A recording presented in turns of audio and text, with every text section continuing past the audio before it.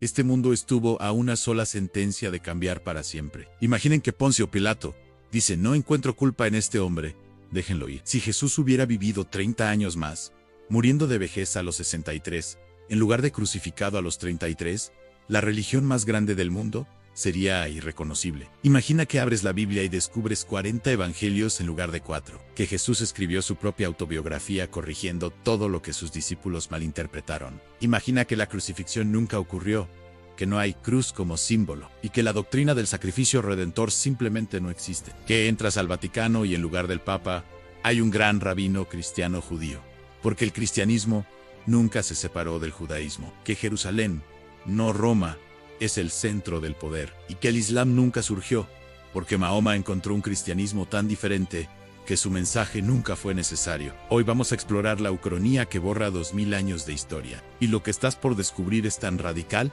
que cuestionará todo lo que crees saber sobre cristianismo, judaísmo, islam y la civilización occidental misma. Este es el final de nuestra serie religiosa, y lo guardamos para el último porque es el más explosivo, el más peligroso, el más imposible de discutir sin ofender a alguien. Pero quédate hasta el final, porque cuando terminemos, entenderás que el cristianismo que conoces no era inevitable. Era una de 1000 posibilidades, y estuvo aterradoramente cerca de no existir jamás. Año 33 después de Cristo en Jerusalén. Jesús de Nazaret, un predicador judío de 33 años, es arrestado por las autoridades romanas, acusado de sedición. Poncio Pilato, el prefecto romano de Judea, lo interroga. En nuestro mundo, Pilato cede a la presión de las autoridades del templo judío y ordena la crucifixión. Jesús muere en la cruz, resucita al tercer día según los evangelios y funda inadvertidamente la religión más grande de la historia. Pero en esta línea temporal, algo diferente ocurre. El punto de divergencia es simple pero devastador. Pilato, conocido históricamente por su brutalidad, pero también por su desprecio a las autoridades judías locales, decide usarlas como peones políticos. Cuando los sumos sacerdotes exigen la crucifixión de Jesús, Pilato ve una oportunidad de humillarlos. Declara públicamente que no encuentra culpa en Jesús, lo libera y ordena que las autoridades del templo sean investigadas por conspirar falsamente contra un ciudadano inocente. Jesús es liberado. Tiene 33 años y ahora tiene 30 años más de vida por delante. 30 años que cambiarán absolutamente todo. Lo primero que hace Jesús después de su liberación es algo que nadie espera. No declara victoria sobre sus enemigos. No se proclama Mesías triunfante. Hace algo más radical. Llama a los sumos sacerdotes que lo acusaron y frente a una multitud masiva en Jerusalén, los perdona públicamente. Les dice que si están dispuestos a debatir teología honestamente, Él está dispuesto a escuchar. Invita a los fariseos, saduceos y todas las sectas judías a un diálogo abierto sobre la naturaleza de Dios, la ley y el futuro de Israel. Este acto de perdón y apertura descoloca completamente a sus enemigos. Algunos siguen odiándolo, pero otros, especialmente fariseos, jóvenes como Saulo de Tarso, que en nuestro mundo se convertiría en Pablo después de una visión, aquí se convierten a sus enseñanzas pacíficamente después de años de debate teológico. Y aquí está la primera consecuencia masiva. Sin crucifixión, no hay resurrección. Y sin resurrección, la teología cristiana es fundamentalmente diferente. En nuestro mundo, Pablo construyó toda la teología cristiana alrededor de la muerte y resurrección de Cristo, el sacrificio redentor, la sangre que lava pecados, la victoria sobre la muerte. Nada de eso existe en esta línea temporal. En cambio, el cristianismo que se desarrolla es radicalmente judío. Jesús vive 30 años más, y durante esos 30 años enseña, escribe, debate y reforma el judaísmo desde dentro. No crea una nueva religión, crea un movimiento reformista dentro del judaísmo llamado los nazarenos, o los seguidores del camino. Siguen observando el Sabot, siguen la ley de Moisés, circuncidan a sus hijos y comen kosher. La única diferencia es que creen que Jesús es el Mesías prometido, pero un Mesías que vino a enseñar, no a morir. Para el año 50, Jesús tiene 50 años. Ha escrito extensivamente, sus enseñanzas circulan en manuscritos que él mismo supervisa. Esto es crucial. En nuestro mundo, los evangelios fueron escritos décadas después de su muerte, por seguidores que nunca lo conocieron directamente. Aquí, Jesús escribe su propia versión autorizada, corrige los malentendidos, aclara las parábolas, expande su teología y sus escritos son explosivamente diferentes. Enfatizan la justicia social radical, el cuidado de los pobres, la no violencia, pero todo dentro del marco del judaísmo. No hay doctrina de la Trinidad, porque Jesús mismo aclara que Él no es Dios, es el Mesías, el ungido de Dios, pero humano. No hay doctrina del pecado original heredado, porque Jesús enseña que cada persona es responsable solo de sus propios actos. Para el año 60, cuando en nuestro mundo Pedro y Pablo están estableciendo iglesias cristianas en Roma y Grecia. Aquí la situación es completamente diferente. No hay separación del judaísmo. El movimiento nazareno es una denominación dentro del judaísmo, como lo eran los fariseos, saduceos y esenios. Tienen sinagogas, no iglesias, tienen rabinos, no sacerdotes, y el centro de su fe no es Roma, es Jerusalén. Y aquí viene el cambio más radical. Jesús usa su influencia masiva entre judíos de toda la diáspora para llamar a una reforma pacífica contra Roma, no una revolución violenta, como la que históricamente ocurrió en el año 66, sino una resistencia no violenta masiva, bloqueos, desobediencia civil, negativa a pagar altos impuestos, todo orquestado pacíficamente. Roma, enfrentando una insurgencia no violenta de millones de judíos en todo el imperio, se ve forzada a negociar. No pueden crucificar a millones, no pueden quemar toda Judea sin desestabilizar el imperio. Para el año 63, cuando Jesús muere pacíficamente de vejez, rodeado de sus discípulos, ha logrado algo imposible. Ha negociado una gran autonomía para Judea. No independencia completa, pero suficiente autogobierno para que la rebelión judía del 66 nunca ocurra. Esto significa que la destrucción del segundo templo en el año 70 nunca sucede. El templo permanece en pie. El judaísmo nunca pierde su centro físico. Y el movimiento nazareno, con el templo aún funcionando, continúa evolucionando como una corriente reformista dentro del judaísmo del templo, no como una religión separada. Pero ahora tenemos que hablar del elefante en la habitación.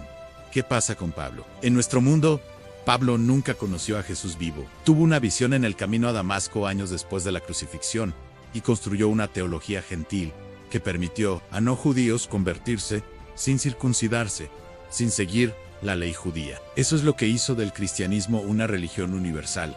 En esta línea temporal, Pablo sí conoce a Jesús vivo. Debaten por años. Jesús rechaza explícitamente la idea de Pablo de abandonar la ley judía. Le dice que el mensaje es para judíos primero y luego para gentiles. Pero los gentiles que quieran unirse deben convertirse completamente al judaísmo. Deben circuncidarse, adoptar el kosher. Deben observar todas las leyes.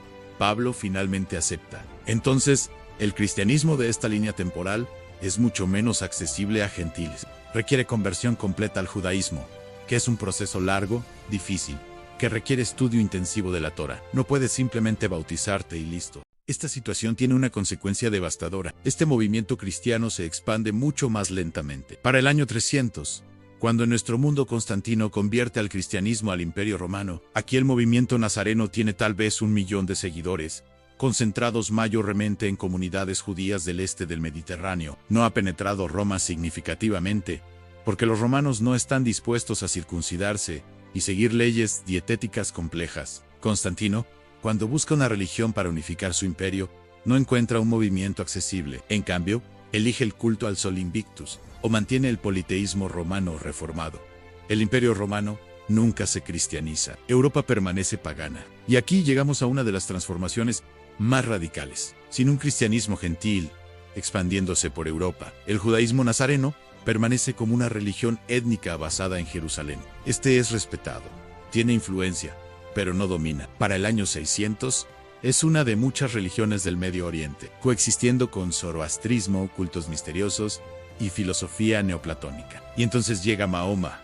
En nuestro mundo, Mahoma encontró un cristianismo y un judaísmo que le parecían corruptos y contradictorios. Cristianos adorando a Jesús como Dios, la Trinidad, que no tenía sentido monoteísta, judíos que rechazaban a Jesús completamente. Mahoma predicó un retorno al monoteísmo puro, abrahámico. Pero en esta línea temporal, Mahoma encuentra un movimiento nazareno que ya es estrictamente monoteísta, que ya rechaza la divinidad de Jesús, que ya enfatiza justicia social, ayuno, oración, limosna, que ya tiene profetas en una cadena de revelación desde Abraham hasta Jesús. Es tan similar a lo que Mahoma hubiera predicado, que cuando se encuentra con misioneros nazarenos en sus viajes de comercio, simplemente se convierte a esta forma de judaísmo mesiánico. El Islam nunca se funda como religión separada. Mahoma se vuelve un predicador nazareno influyente que adapta el mensaje para árabes, traduce textos al árabe, enfatiza la conexión de los árabes con Abraham a través de Ismael, pero todo dentro del marco del judaísmo nazareno. No hay Corán como texto revelado separado. Hay una versión árabe de los evangelios nazarenos con comentarios de Mahoma para el año 700. Lo que existe es una especie de judaísmo mesiánico universal con tres grandes centros: Jerusalén, donde está el templo y el liderazgo central; Alejandría, donde está la comunidad judía helenística más grande; y la Meca, donde Mahoma ha establecido una comunidad árabe nazarena masiva. Esta religión unificada se expande por el Medio Oriente y norte de África, pero con un carácter completamente diferente. No hay yihad violenta, porque Jesús enseñó explícitamente no violencia. No hay conversión forzada, porque la conversión requiere años de estudio. Se expanden por comercio, por ejemplo moral, por atracción cultural. Es lento, pero estable. Para el año 1000, esta religión abrahámica unificada tiene tal vez 100 millones de seguidores, desde España hasta India. Pero Europa sigue siendo mayormente pagana, con bolsas de filosofía neoplatónica. Los europeos conocen el judaísmo nazareno, pero no lo adoptan en masa, porque requiere demasiada transformación cultural. Y ahora llega la Edad Media, que en nuestro mundo fue definida por conflictos entre cristianismo e islam, pero aquí no hay ese conflicto, porque no hay división religiosa. En cambio, hay un conflicto cultural entre el mundo abrahámico unificado y la Europa pagana, pero es menos violento, porque la religión abrahámica prohíbe guerra de conquista. No hay cruzadas, porque Jerusalén nunca fue perdida a un Islam separado. Está siempre bajo control de la comunidad abrahámica. Peregrinos de todas partes viajan pacíficamente a Jerusalén. Es un centro religioso compartido por judíos abrahámicos, nazarenos y la rama árabe. Europa, sin cristianismo, desarrolla su propio camino. Mantiene conocimiento grecorromano más directamente, porque no hay conflicto entre filosofía pagana y dogma cristiano. La ciencia avanza diferente, probablemente más lento en algunos aspectos, porque no hay universidades cristianas, pero más rápido en otros, porque no hay Inquisición. La reforma protestante obviamente nunca ocurre, porque no hay catolicismo que reformar. Europa eventualmente desarrolla estados-nation, pero sin identidad cristiana unificadora. Son más diversos filosóficamente. Tal vez algunas regiones adoptan el judaísmo nazareno, otras mantienen neopaganismo, otras desarrollan filosofías racionalistas. Para el año 1500, el mundo se ve radicalmente diferente. No hay división cristiana-musulmana. Hay una división entre el mundo abrahámico unificado, centrado en Jerusalén, y el mundo europeo, filosóficamente diverso, centrado en Atenas y Roma. América, cuando se descubre, es colonizada por estas dos civilizaciones diferentes. Los colonizadores del mundo abrahámico traen una religión que prohíbe esclavitud. Entonces, el tráfico atlántico de esclavos africanos nunca ocurre en la misma escala. Los colonos europeos traen filosofías diversas, algunos paganos, otros racionalistas. Las poblaciones nativas encuentran el judaísmo nazareno más fácil de sincretizar con sus propias creencias, porque no tiene la rigidez dogmática del cristianismo de nuestro mundo. Muchos se convierten o crean versiones híbridas. Llegamos al mundo moderno. El siglo XXI de esta línea temporal tiene una religión abrahámica unificada con 3.000 millones de seguidores. No se llaman a sí mismos cristianos, ni musulmanes, ni judíos. Se llaman nazarenos o seguidores del camino. Creen en un Dios. Aceptan todos los profetas desde Abraham hasta Jesús como Mesías final, hasta Mahoma como gran maestro. Siguen una versión reformada de la ley judía. Oran 5 veces al día, una práctica que adoptaron de la rama árabe. Peregrinan a Jerusalén al menos una vez en la vida. El templo de Jerusalén, nunca destruido, es el sitio más sagrado del planeta. Millones peregrinan anualmente. Judíos que nunca aceptaron a Jesús como Mesías coexisten pacíficamente con nazarenos, porque ambos adoran en el mismo templo, simplemente en secciones diferentes. No hay papa, no hay califa, hay un Sanedrín nazareno, un consejo de ancianos rabínicos en Jerusalén, que proporciona guía espiritual, pero sin autoridad política absoluta. Cada comunidad tiene autonomía, es descentralizado, diverso dentro de límites. Y la tecnología, la ciencia moderna, todo se desarrolló diferente, pero llegó eventualmente, sin conflictos religiosos masivos, como las guerras europeas de religión o las cruzadas. Murieron menos personas. Pero sin la energía caótica del conflicto, la innovación también fue más lenta. Es un mundo más pacífico, pero menos dinámico. Y ahora la pregunta final que lo cambia todo. ¿Es un mundo mejor? 3.000 millones de personas unidas bajo una religión abrahámica que enfatiza justicia, paz, estudio, sin las divisiones que causaron siglos de guerra, pero también sin la diversidad teológica que generó pensamiento crítico, sin la ruptura protestante que catalizó modernidad, sin el conflicto que a veces impulsa cambio. Es un mundo donde Jesús logró su sueño, reformar el judaísmo desde dentro, mantener a su pueblo unido, enseñar paz. Pero es también un mundo donde sus seguidores nunca enfrentaron la crisis que los obligó a evangelizar urgentemente, creyendo que él volvería pronto. Nunca desarrollaron la urgencia apocalíptica que impulsó expansión cristiana temprana. Es un mundo donde Jesús ganó la batalla, pero tal vez perdió la guerra. Vivió, enseñó, murió respetado. Pero su mensaje se diluyó en el judaísmo reformado, en lugar de explotar como movimiento revolucionario que transformaría completamente a la civilización. Y aquí está la verdad final que esta ucronía revela. El cristianismo que conoces existe porque Jesús murió joven. Su muerte violenta creó mártires. Su ausencia creó espacio para interpretaciones salvajes. Su resurrección mítica dio poder al mensaje. Si hubiera vivido 30 años más, escribiendo, aclarando, controlando su mensaje, tal vez habría evitado malentendidos. Pero también habría evitado la explosión mística que convirtió a un predicador judío en el centro de la religión más grande del mundo. La crucifixión no fue un error, fue de forma paradójica lo que hizo que el cristianismo conquistara el mundo. Sin ella, Jesús hubiera sido un gran rabino reformador, respetado, importante pero no divino, no universal, no el centro de la civilización occidental. Entonces, cuando veas una cruz, recuerda, no es solo un símbolo de muerte, es el símbolo de cómo un fracaso aparente se convirtió en la victoria más grande de la historia religiosa, y como si las cosas hubieran salido mejor para Jesús personalmente, hubieran salido radicalmente diferente para sus seguidores. ¿Preferirías este mundo nazareno pacífico y unificado, o nuestro mundo cristiano dividido pero explosivamente transformador? Déjamelo en los comentarios. Este fue el final de nuestra serie religiosa. 6 ucronías que exploraron cómo pequeños cambios en religión cambian absolutamente todo. Si llegaste hasta aquí, gracias por acompañarme en este viaje. Dale like, suscríbete y nos vemos en la próxima serie. Crónicas del Otro Tiempo continuará explorando los momentos donde la historia se bifurcó. Hasta la próxima línea temporal.